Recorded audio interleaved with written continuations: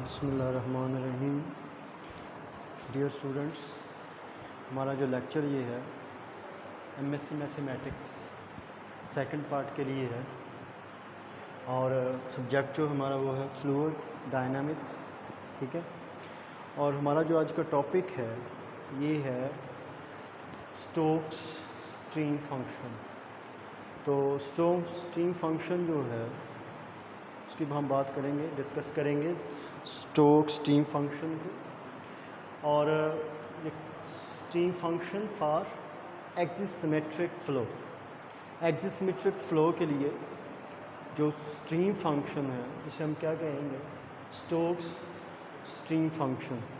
तो Stokes stream functions जो हैं कुछ और केसेस में भी हम डिस्कस करेंगे, लेकिन यहाँ हम स्टोक्स स्ट्रीम फंक्शन डिस्कस करेंगे फॉर एक्सिसिमेट्रिक फ़्लो।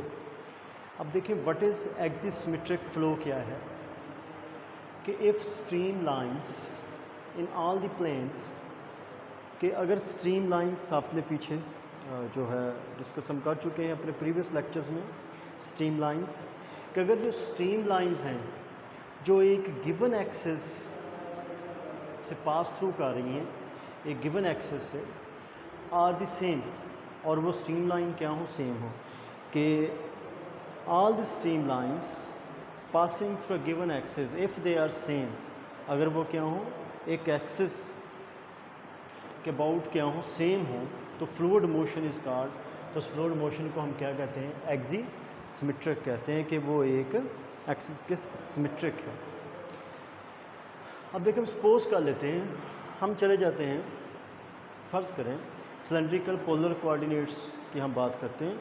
तो पोलर सिलेंड्रिकल कोऑर्डिनेट्स से स्टूडेंट्स इसमें हमने इक्वेशन ऑफ कंटिन्यूटी नहीं पढ़ा, हमने सिर्फ कार्टेशियन कोऑर्डिनेट में पढ़ा था। तो इसको आपने याद रखना है कि सिलेंड्रिकल बाद में डिस्कस कर लेंगे हम इंशाल्लाह कि इक्वेशन ऑफ कंटिन्यूटी को सिलेंड्रिकल कोऑर्डिनेट सिस्टम में हम कैसे ड्राइव कर सकते हैं।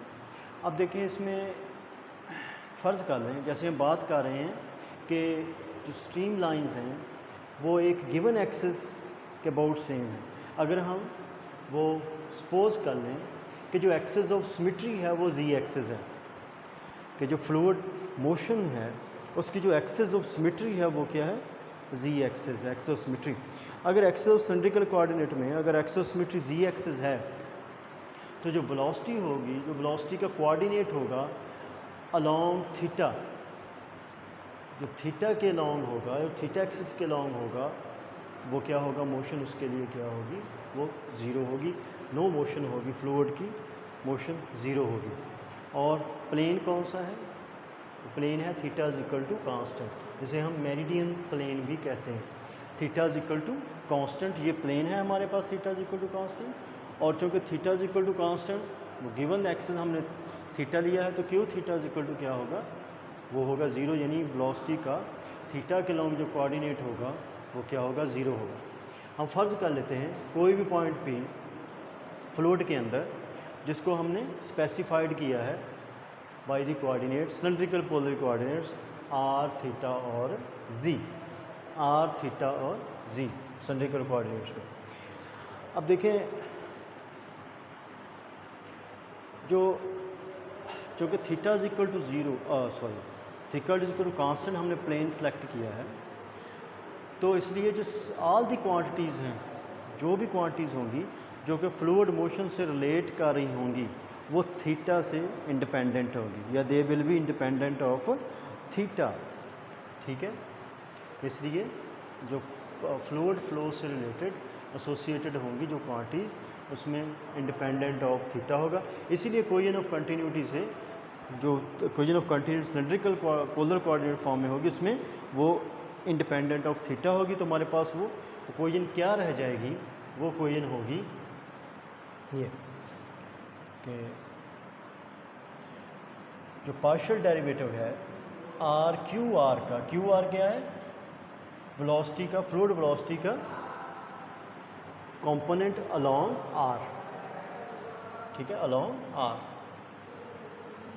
और आर आपको पता है, ठीक है, पोजीशन वेक्टर पार्शियल आर, ठीक है, क्यू आर यानी partial derivative R Q R with respect to R plus partial derivative R Q Z, ये कौन सा वेलोसिटी का जी कंपोनेंट और partial Z is equal to क्या होगा 0। ये इक्वेशन ऑफ कंटिन्यूटी है इन सिलेंड्रिकल पोलर कोऑर्डिनेट्स और इंडिपेंडेंट ऑफ थीटा। अगर यहीं से हम दो फैक्टर्स हैं, एक को उठा के एक साइड पे ले जाएं तो ये फैक्टर उधर जाके क्या हो जाएगा, that would turn into negative, negative quantity हो जाएगी।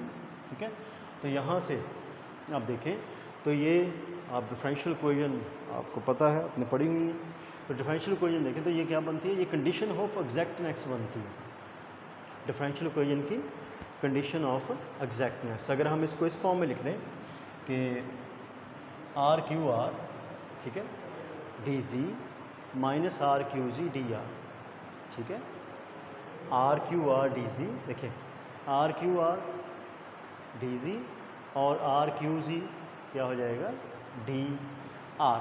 ठीक है, तो ये हमारे पास एक एग्जैक्ट डिफरेंशियल इक्वेशन बनती है, एग्जैक्ट डिफरेंशियल इक्वेशन। हम फ़र्ज़ करें तो चूँकि ये एग्जैक्ट डिफरेंशियल इक्वेशन है तो फ़र्ज़ कर लेंगे इसकी जो इक्वेशन की लेफ्ट हैंड साइड है वो एक एग्जैक्ट जो है वो डिफरेंशियल है। लेट्स से वो एग्जैक्ट डिफरेंशियल क्या है डी साइड, तो लेफ्ट हैंड साइड जो होगी that will be exact differential और इज इक्वल टू क्या होगा, फ़र्ज़ कर लिया हमने ये d psi is equal to d Sai.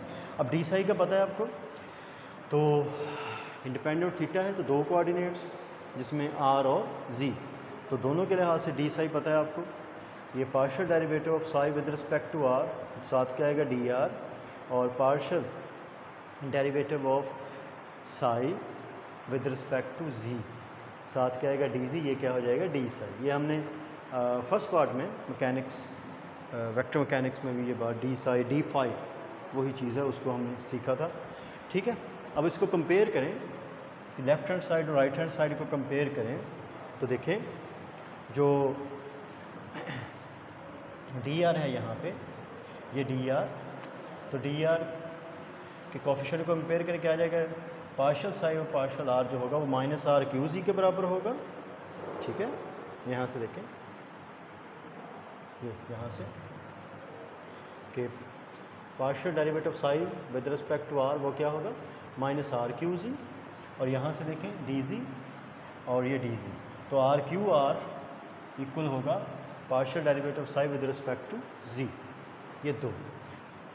तो आगे से हम क्या कहते हैं, ये स्टोक्स स्टीम फंक्शन, हम इक्वेशन को कहते हैं स्टोक्स स्टीम फंक्शन के पार्शियल डेरिवेटिव साई का with respect to R equal to minus R Q Z और पार्शियल डेरिवेटिव साई और Z is equal to R Q Z. अब देखें, हमने आपको याद है कि हमने यहाँ स्टीम फंक्शन पढ़ा था, आपको याद होगा, तो कार्टेशियन कोऑर्डिनेट में पढ़ा था और उसको हमने अगर सिलेंड्रिकल कोऑर्डिनेट में और थीटा से इंडिपेंडेंट देखेंगे तो d are over Q r होगा और d ji over Q z is equal to d theta over q theta, लेकिन वो इंडिपेंडेंट ऑफ थीटा है हमारी, तो यहाँ पे क्या आएगा D are over Q R is equal to D ji over Q Z. और वहाँ पे हमने पढ़ा था, वो याद होगा आपको कि वो था डी एक्स डी वाई और डी जी। ठीक है, वो कार्टेशियन कोऑर्डिनेट में हम गए थे, तो वो d x over x component of velocity is equal to y component over y component of velocity, d y over y component of velocity, आपको याद होगा उसी सिचुएशन में। यहाँ से देखें तो q G D r is equal to cross multiply करें तो क्यू आर डी जी। ठीक है, ये क्वेश्चन आ जाएगा हमारे पास।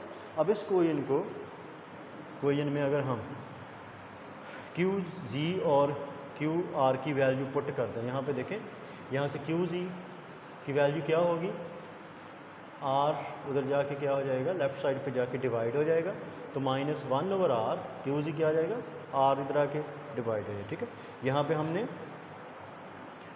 ठीक है किसकी वैल्यू पुट कर दी, ये इसको जो क्यू जी की वैल्यू है, ये क्यू आर की वैल्यू है, क्यू आर क्या होगा, ठीक है क्यू जी, और यहाँ पे हमारे पास क्या है होगा ये क्यू आर। ठीक है, और पार्शियल साई और पार्शियल जी, ठीक है, पार्शियल साई और पार्शियल जी साथ क्या आ जाएगा डी जी, यहाँ पे ये क्या आ जाएगा क्यू आर। ठीक है, यहाँ से हमने क्यू आर की वैल्यू उठा के यहाँ पुट कर दी ठीक है डी आर। अब देखें जी, अब 1/r से 1/r क्या हो जाएगा, कैंसिल हो जाएगा, और इसको माइनस वाले फैक्टर को उठा के राइट पे ले गए, प्लस हो जाएगा, इक्वल टू हमारे पास क्या आ जाएगा 0। अब ये देखें ये क्या है, ये डी साई है, d psi is equal to 0, that's mean psi is equal to क्या है, कांस्टेंट है, तो ये क्या है, एक स्ट्रीम लाइन को रिप्रेजेंट कर, psi is equal to constant, ये क्या है, एक स्ट्रीम लाइन को रिप्रेजेंट कर रहा है। ठीक है, तो हमने जो स्ट्रीम फंक्शन है, स्ट्रीम फंक्शन फॉर एक्सिसिमेट्रिक फ्लो, वो रिलेशन ड्राइव किया है। ठीक है, स्टोक्स तो कहते हैं, स्टोक्स स्ट्रीम फंक्शन में कहते हैं। तो उम्मीद है स्टूडेंट्स आपको समझ आ जाएगी। थैंक यू, अल्लाह हाफ़िज़।